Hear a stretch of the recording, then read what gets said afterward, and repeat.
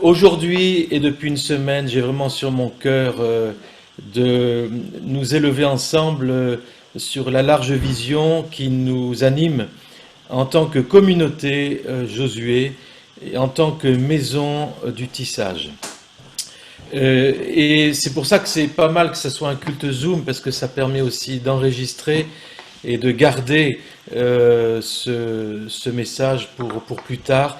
Je pense que j'aimerais vous donner un des fondements.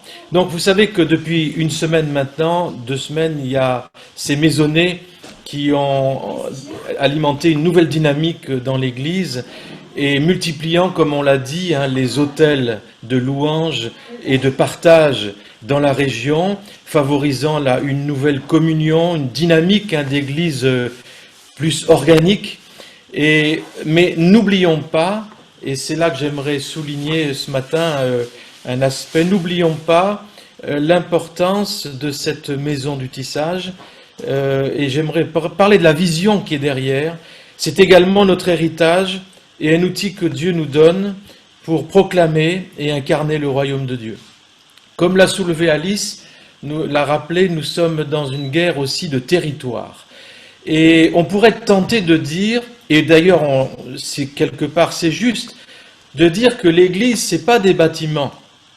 Et bien sûr on est d'accord, l'Église c'est pas des bâtiments, c'est des gens. Mais attention, attention parce que cette affirmation elle est juste à partir du moment où elle n'entraîne pas une spiritualité qui mépriserait tout ce qui est lieu géographique, qui mépriserait la terre, qui mépriserait le domaine matériel. Et ça constituerait à ce moment-là une sorte de dualisme qui s'oppose à la vision de Dieu et à la vision biblique du monde. Je rappelle ce grand auteur de Narnia, etc., C.S. Lewis, qui disait ceci: « Il n'existe aucun territoire neutre dans l'univers tout entier, car Dieu revendique chaque mètre carré, chaque dixième de seconde, et Satan lui répond en faisant de même. » Et nous qui portons le nom de communauté Josué, on se rappelle que Josué, ce chef de guerre conquérant, avait commencé sa carrière, je dirais, comme un amoureux de Dieu et un fan de la tente de la rencontre. Et il est dit dans Exode 33, « L'Éternel parlait avec Moïse face à face, comme un homme parle à son ami. Puis Moïse retournait au camp, mais son jeune serviteur Josué, fils de Nun, ne sortait pas du milieu de la tente. » Et on voit que ce Josué, appelé par Dieu, dans cette intimité de Dieu qu'il a vécue pendant des années, Dieu a suscité un appel de prendre cette terre de Canaan. Et dans cette tente de la rencontre, Josué a une révélation de Dieu tout à fait particulière, parce qu'il a vu que ce n'était pas seulement le Dieu du ciel, et je rappelle plusieurs fois dans l'Église, c'est aussi le Dieu de la terre. Josué chapitre 3, « Voici l'arche de l'alliance du Seigneur de toute la terre. » Le Seigneur de la terre va passer devant vous dans le Jourdain. Maintenant, prenez 12 hommes parmi les tribus d'Israël, un homme de chaque tribu, et dès que les sacrificateurs qui portent l'arche de l'Éternel, le Seigneur de toute la terre, poseront la plante des pieds dans les eaux du Jourdain seront coupées, les eaux qui descendent d'en haut et celles qui s'arrêteront en monceaux. Donc qu'est-ce qu'on voit ici? C'est que la vision d'un Dieu de la terre a précédé la conquête de la terre. Donc, ce que j'aimerais dire, c'est que Dieu n'est pas seulement le Dieu du ciel. La maison du tissage est un lieu géographique. L'Église, ce n'est pas les bâtiments. Mais l'Église est appelée à prendre des territoires. Et ces territoires sont aussi des territoires géographiques. Le désir de Dieu est d'habiter tout l'univers. Il est d'habiter la terre. Ésaïe 11, verset 9. La terre sera remplie de la connaissance de l'Éternel. Ce n'est pas le ciel. Il est dit, c'est la terre qui sera remplie de la connaissance de l'Éternel, comme le fond de la mer par les eaux qui la couvrent. Psaume 95, 4, 5. Il tient dans sa main les profondeurs de la terre, les sommets des montagnes sont à lui, la mer est à lui, c'est lui qui l'a faite, la terre aussi, et ses mains l'ont formée. Donc la terre est à l'Éternel. Et j'aimerais dire que cette maison du tissage dont nous sommes responsables, que Dieu nous a donné comme héritage, eh bien, c'est pas un espace pour se retirer du monde. D'ailleurs, comme toutes les maisons de prière, c'est pas des espaces pour se retirer du monde. Mais cette maison du tissage, c'est une tête de pont pour pénétrer le monde. C'est un moyen de revendiquer une partie du territoire qui appartient déjà à Dieu, mais afin qu'il soit glorifié en vue du jour où le monde entier se réjouira de le louer. Donc chaque portion, chaque domaine de terre, chaque maison, chaque maisonnée, chaque lieu où la plante de notre pied est là, c'est une annonce que la terre entière appartient à Dieu. Une annonce prophétique, si vous voulez. Donc ça me rappelle, la semaine dernière, j'avais ce passage de Jérémie 32. Rappelez-vous, ce prophète Jérémie qui un jour s'est retrouvé prisonnier dans Jérusalem, prisonnier du roi Sédécias, et l'armée de Babylone encerclait, assiégeait la ville de Jérusalem.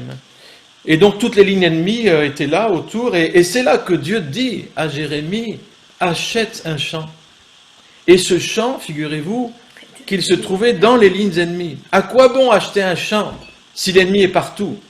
À quoi bon acheter un champ si notre avenir est dans le ciel? À quoi bon avoir un territoire comme la maison du tissage si l'avenir de l'Église, c'est le ciel?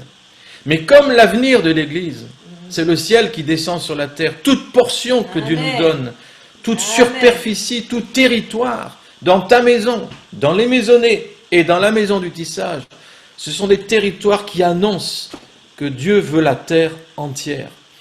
Il y a des actions, il y a des engagements, il y a des réalisations qui sont des actes prophétiques. Inspirés par Dieu, il parle. Par exemple, composer un chant, soigner un blessé, peindre un tableau, acheter une maison, planter un jardin, nettoyer une place, siéger un conseil municipal, prendre quelqu'un dans ses bras.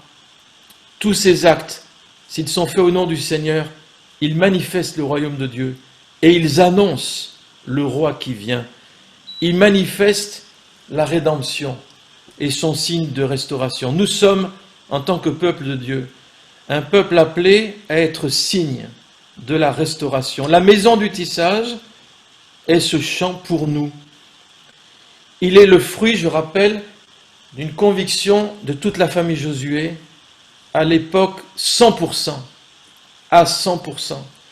Et quand on a acheté cette maison du tissage, ce camp de Dieu à la porte de la ville, installé près du courant d'eau de la Loge qui abreuve toute l'Alsace et ensuite toute la région du Rhin, eh bien ça nous parle d'une église appelée à irriguer, à influencer, à vivifier. Les maisons sont faites pour manifester le royaume de Dieu et dans toutes ses dimensions. Je rappelle que cette maison du tissage est appelée à manifester, incarner le royaume de Dieu dans toutes ses dimensions. Il y a la dimension géographique, il y a la dimension, toutes les dimensions culturelles aussi. Et rappelons-nous ce message qu'on a plusieurs fois donné, des montagnes, ces aspects de la société, ces montagnes qui traduisent les différents aspects de la culture des nations et que Dieu veut toucher par son évangile. Je rappelle cette montagne de la famille et cette montagne de la religion, cette montagne de l'éducation, cette montagne de l'économie, cette montagne des arts et des loisirs, cette montagne des médias. Jésus, quand il est ressuscité, c'est pas seulement un signe que nous sommes appelés à monter au ciel avec lui, mais Jésus, en ressuscitant, en prenant corps, un nouveau corps, un corps transformé déjà sur cette terre, et en mangeant un barbecue avec ses disciples, premier acte qu'il a posé, il annonce la venue du royaume de Dieu qui va restaurer toutes choses. Il annonce ce ciel qui descend sur la terre. Le plan de Dieu, je rappelle, Éphésiens 1, est de réunir toutes choses en Christ, celles qui sont dans les cieux et celles qui sont sur la terre. Donc Jésus a inauguré une nouvelle création, le royaume de Dieu, un royaume qui est déjà là, à partir de cette résurrection de Jésus. Ce royaume s'est pénétré le monde, le futur de Dieu est rentré dans notre présent. Et l'Église est appelée à manifester ce futur de Dieu dans le présent. Et cette puissance à Pâques, cette puissance pascale, elle transforme et guérit le monde présent. Elle a commencé cette œuvre il y a 2000 ans, et il n'y a rien qui peut l'arrêter, jusqu'au stade final. Donc elle doit être mise en pratique autant à la grande échelle, en s'attaquant aux problèmes majeurs du monde. Je pense au racisme, je pense au totalitarisme, je pense à l'antisémitisme, je pense à la pauvreté, etc. On pourrait rajouter la liste.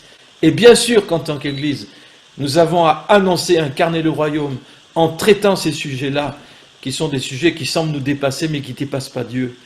Mais nous sommes aussi appelés à manifester ce royaume à petite échelle, dans les détails intimes de nos vies quotidiennes.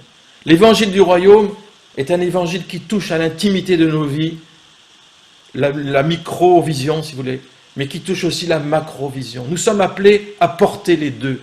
Nous sommes appelés à vivre les deux. La résurrection du Christ a inauguré le monde nouveau de Dieu, ce monde promis depuis tous les prophètes de l'Ancien Testament. Et la résurrection n'est pas seulement un miracle divin, isolé, il y a 2000 ans, ou une promesse de la vie éternelle, un jour là-haut avec lui. Mais il s'agit du commencement d'un règne nouveau sur cette terre, voyez. Et ce commencement à l'échelle mondiale, d'un roi juif, il était écrit sur la croix, le roi des Juifs, mais ce roi des Juifs, il est le roi du monde. C'est un règne dans lequel non seulement les péchés sont pardonnés, mais la promesse d'un monde nouveau, où la justice, la beauté, la vérité sont garanties et sont appelées à s'étendre. Dieu a tant aimé le monde, rappelez-vous, Jean 3,16, et ce monde c'est le cosmos. Alors, nous sommes tous appelés à célébrer cette résurrection, la Pâque, à manifester ce royaume sous des formes différentes chez chacun, créatives. Et j'aimerais pouvoir que notre Église, notre communauté libère avec de l'art, avec de la littérature, avec des festivals, avec des concerts, avec des compositions, ces différents aspects du royaume de Dieu. La maison du tissage est appelée à incarner le royaume de Dieu dans plusieurs domaines. J'aimerais rappeler courtement là où Dieu nous a petitement, peut-être encore à des petits pas, mais qui annoncent des grands pas. Regardez, domaine de l'éducation. Dans cette maison du tissage, on a accueilli l'ISP, formation de maître, avec une vision universitaire, tout petit embryon, avec une grande vision. On a accueilli il y a quelques années le séminaire Mathurin-Cordier. On a accueilli combien de formations, les amis?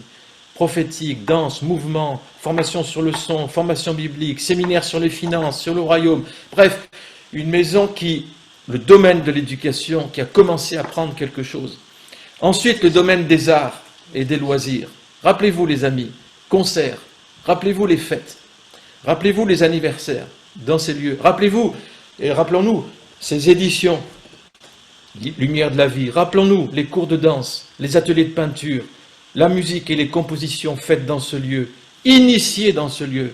Rappelez-vous notre amie Magloire qui a reçu, quand elle était chez nous dans cette maison, la vocation pour écrire et son nouveau CD qui est né au milieu de cette... Rappelons-nous aussi les compositions d'Alana, etc.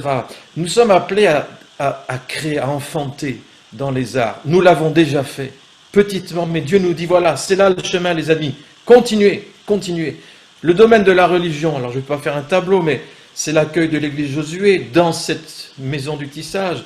C'est l'attente de la rencontre avec cette maison de prière, c'est les séminaires, c'est les actions d'évangélisation dans la ville, c'est l'espace guérison, c'est les tabernacles de louange, c'est les coups de poing d'intercession pour la France et les nations. Dans cette maison, le corps réuni, nous avons besoin de cette maison du tissage, et pas seulement des maisonnés, les deux se complètent, bien sûr. Le domaine de l'économie, vous allez me dire, mais qu'est-ce qu'on a fait là-dedans? Eh bien, nous avons fait une incursion, les amis. Rappelez-vous, pendant plusieurs années, avec nos amis les Sheka, ce vestiaire qui a fonctionné pendant quelques années, mais qui a nourri l'économie des familles, qui a aidé l'économie des familles. Ce n'est pas une histoire ancienne, mais c'est dans l'ADN que nous portons. Rappelons-nous aussi la mise en place de cette caisse de solidarité qui existe toujours, d'ailleurs je le rappelle, et chacun, et d'ailleurs plusieurs le font, on met 5 euros, 10 euros par mois dans cette caisse de solidarité avec un versement permanent. Contactez Stéphane, le trésorier, pour cela. Et nous avons pu aider des familles qui ont vécu des accidents de la vie. Tout d'un coup, il n'y a plus de salaire. Tout d'un coup, il n'y a plus rien qui rentre. Et donc, cette caisse de solidarité, elle a pu aider à redémarrer dans des activités professionnelles des membres de l'Église. Donc, là aussi, petit départ, mais quand même une vision pour l'économie. Le domaine des médias, des loisirs, etc. Alors ça, c'est plutôt tout ce qui est site internet, diffusion des messages, alors Facebook, etc. On commence à diffuser, et je crois qu'il faut le faire avec des moyens beaucoup plus variés encore, mais je pense aussi, par exemple, les magnifiques livres de Christine Price au niveau de l'image et de l'art au service de la parole. Nous sommes appelés à diffuser large, les amis. Et puis le domaine de la famille. Et le domaine de la famille, je rappelle, les activités pour toutes les générations. Il y a eu des formations pour la famille. Je salue ce qu'a fait l'association Caleb AFP, association familiale, qui porte aussi la famille au niveau du département, avec l'engagement du comité, Manuela, etc. Je pense aussi à la vision des fabricants de joie, et qui porte la vision de la famille, alors qui porte aussi cette notion de former, accompagner les parents. Et il y a eu des formations, au moins une ou deux déjà, dans la maison du tissage. Donc vous voyez, je rappelle tout ça parce que pour vous dire qu'on ne part pas de rien. Mais la vision que nous avons est une vision d'incarner le royaume de Dieu. Nous sommes une famille. La maison du tissage est une famille. Une famille, c'est une maison. Une famille aussi, c'est, Alice nous l'a rappelé, c'est un lieu où les fils et les filles se lèvent, où l'identité de fils et de filles est marquée. Et je rappelle aussi ce qu'on a dit souvent, c'est que il y a eu l'âme aussi pour les couples. On me rappelle, merci, des séminaires couples. Il y a eu aussi des danses salsa pour les couples aussi. Rappelez-vous, à la maison du tissage. Donc tout ça, c'est dans l'ADN. Et donc, rappelons-nous que si nous sommes une famille, c'est pas seulement pour être bien. C'est super d'être bien ensemble, les amis, c'est capital. Mais la notion de famille dans l'Église, c'est pas seulement pour être bien. Mais la notion de famille dans l'Église, c'est pour gouverner. Et le gouvernement de Dieu, rappelez-vous, c'est la Trinité, la famille de Dieu. Famille parfaite, famille qui s'honore, famille qui se célèbre l'une l'autre, famille qui libère les dons et les talents. Harmonie parfaite, mais qui a créé le monde. Il y a une puissance, mes amis, dans la famille de gouvernement. Et pas seulement une puissance d'être bien, mais une puissance dans les relations.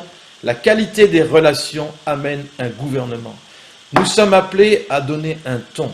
La maison du tissage est une grande famille, composée de différentes familles, de différentes sous-familles, de maisonnées. Mais ce gouvernement des cieux, il est d'abord relationnel. Et la qualité de ces relations, le climat que nous voulons vivre en tant que communauté, va permettre l'épanouissement des plus beaux talents que nous avons encore jamais peut-être vus. Mais ce climat du ciel, mes amis, est propice à libérer les talents dans tous les domaines de la société.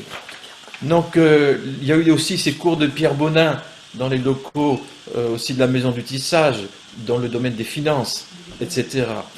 Donc, vous voyez, nous sommes ce gouvernement des cieux, au travers de la famille, ça nous parle de la notion de maison, mais pas seulement de maison, mais de maison apostolique. C'est-à-dire une maison qui a reçu une mission.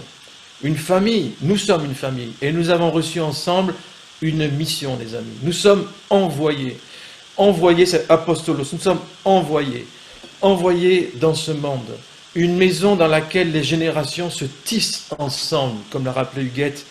Une maison où les trois cordes assemblées, les différentes générations marchent ensemble. Et j'aimerais souligner ici, rappeler aux générations, pas seulement Abraham, que nous sommes plusieurs d'entre nous, mais à la génération Isaac et Jacob, où en est votre sentiment d'appartenance par rapport à la famille que nous formons?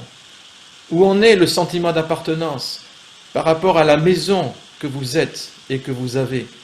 Est-ce que la maison du tissage est votre maison? Est-ce que la vision de Dieu, derrière ces bâtiments, dans ces bâtiments, vous l'avez faite vôtre? Et j'ai besoin, c'est pour ça qu'aujourd'hui je veux vraiment communiquer cette vision qui est derrière cette maison. Cette maison du tissage où le ciel se tisse avec la terre, dans la louange, l'adoration, la connaissance de Dieu, de soi, les relations, l'amitié. Une maison, une communauté dans laquelle la qualité de notre relation avec Dieu, les uns avec les autres, manifeste le cœur de Dieu, un signe d'espérance pour le monde. Parfois, j'ai l'impression que dans le monde d'aujourd'hui, et ça va être de plus en plus fort dans les temps qui viennent, le simple fait d'être une famille, une communauté, simplement ça, sans rien faire à la limite, ça va toucher puissamment.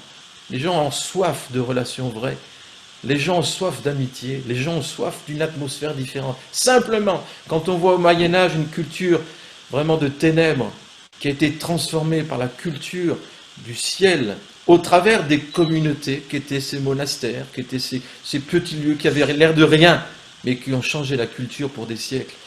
La puissance d'une communauté comme tissu. J'aimerais vous lire une petite poésie c'est pas de moi, c'est un monsieur, on l'appelle un tisserand de Finlande, on n'a même pas le nom, qui parle de la communauté.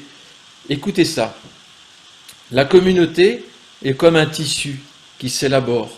Un tissu dont je ne sais pas ce qu'il sera, mais qui autour de nous peu à peu se tisse, sans modèle ni dessin savant. Dans ce tissu, je veux être un fil, un trait de couleur, bleu profond, rouge éclatant, ou bien le fil de lin gris. Cette troisième couleur, au dire des tisserands, est la plus importante. Le gris neutre de tous les jours, celui qui fait chanter le bleu profond, et le rouge éclatant, celui qui est porteur d'harmonie. N'avoir que ma propre couleur, et de cela me réjouir, pour qu'elle apporte la joie et non la rivalité, comme si moi, bleu, j'étais l'ennemi du vert, comme si j'étais moi, ton adversaire. Et ceux qui ne peuvent pas, ou ne veulent pas entrer avec nous dans l'ouvrage, irais-je les précédents leur faire place, pour qu'ils viennent librement, de leur propre couleur, se mêler au dessin? Il y a place pour tous, et chaque fil vient apporter une continuité. Non seulement ceux qui sont à l'origine du travail ont été tendus d'un support à l'autre, mais chaque fil, un fil vient à rompre, aussitôt le travail s'arrête, et les mains patientes de tous les tisserands s'appliquent à le renouer. Chaque fil, même le plus lumineux, peut disparaître, tissé sous les autres. Il est cependant là, non loin, même si notre œil ne le perçoit plus.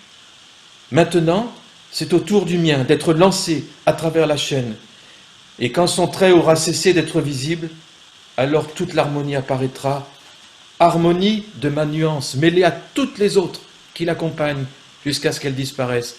Je ne sais ce qu'il adviendra de ce tissu, le saurai-je jamais?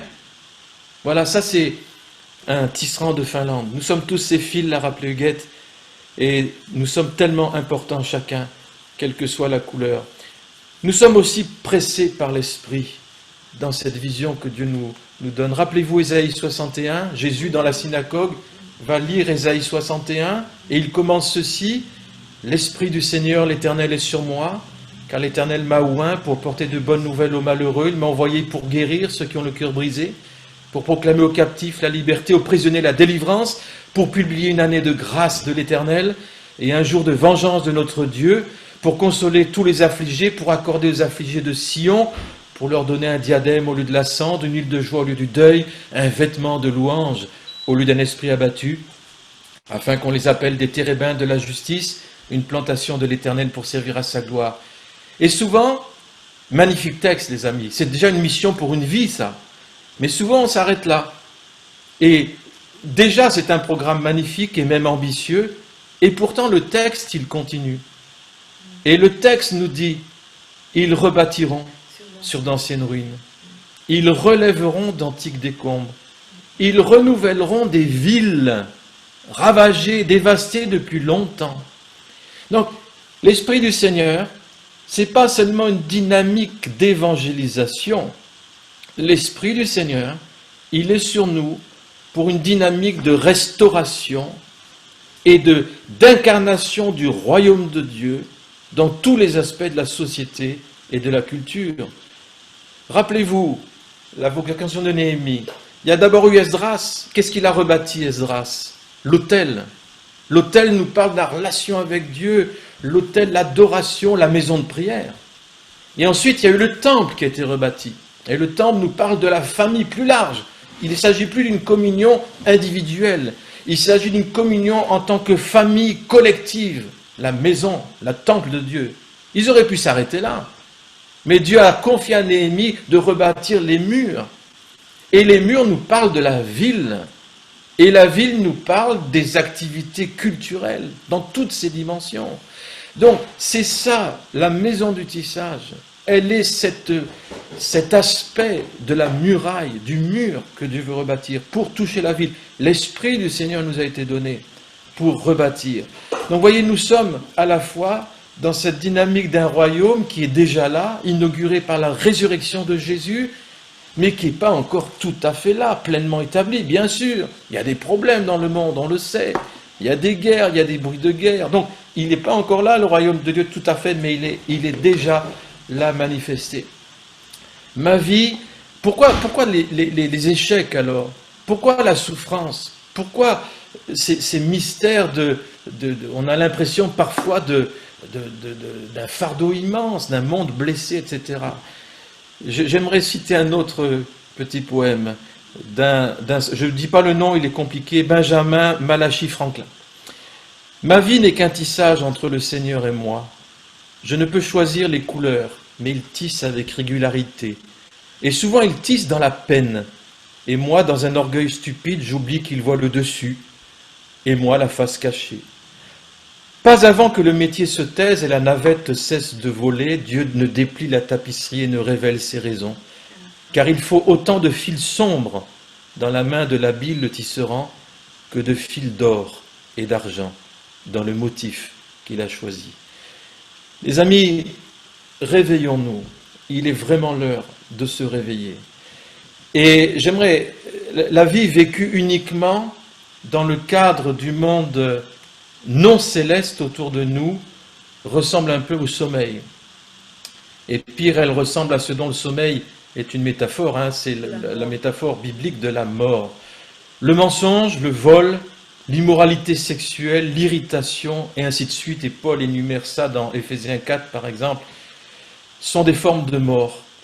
Et autant pour la personne qui les commet, pour ceux qui sont touchés par ceux qui les commettent, les conséquences. Alors, ça veut dire quoi s'éveiller? Il faut s'éveiller au monde réel. Et c'est quoi ce monde réel? Le monde réel, c'est le monde où Jésus est Seigneur. Il est temps de s'éveiller au monde où Jésus règne. Donc, lâchons le contrôle, comme il l'a dit Johan lors du culte en plein air dimanche dernier. Laissons-nous déborder, embrasés par la vision de Dieu, pour nos fils, nos filles, notre famille, charnelle, spirituelle, notre pays, notre monde. La maison du tissage, elle est appelée à anticiper cette promesse. Les cieux, comme la terre, appartiennent à Dieu. Le cosmos qu'il a tant aimé, la maison de Dieu. Et voilà, j'aimerais terminer. Je vous ai envoyé cette semaine une poésie. Je voulais vraiment écrire dans un texte toute cette vision de la maison du tissage. Que nous sommes plusieurs à porter, certains un aspect, certains autres un autre aspect. Et je voulais le faire sous forme poétique. Pourquoi? Parce que le Seigneur a choisi de se révéler dans la Bible, pas seulement par des textes doctrinaux, mais par des textes poétiques et par des chants. La Bible est un livre aussi qui comprend des livres poétiques. Donc, l'expression de Dieu que nous voulons dans cette maison du tissage est infiniment variée. Et donc, j'aimerais résumer tout ce que j'ai dit par cette poésie composée la semaine dernière. Vous l'avez peut-être déjà lue, mais j'aimerais pouvoir la lire, qu'elle soit enregistrée et qu'elle puisse être une prière aussi, jusqu'à ce qu'on envoie toutes les manifestations. Merci Seigneur pour chaque sœur, pour chaque frère. Merci Seigneur pour chaque mère, pour chaque père. Merci Seigneur pour chaque fils, pour chaque fille, pour les dons et les couleurs de cette famille. Ensemble, nous formons un drôle d'assemblage d'histoire et de couleurs, de vie et de passion. Ensemble, nous formons un corps, une maison. Ensemble, nous formons la maison du tissage. Nous sommes ces fils de Dieu. Nous sommes ses fils qui nous laissons filer, qui nous laissons tisser, qui nous laissons tresser, relier et ajuster. Tapisserie du roi pour les hommes et pour la ville.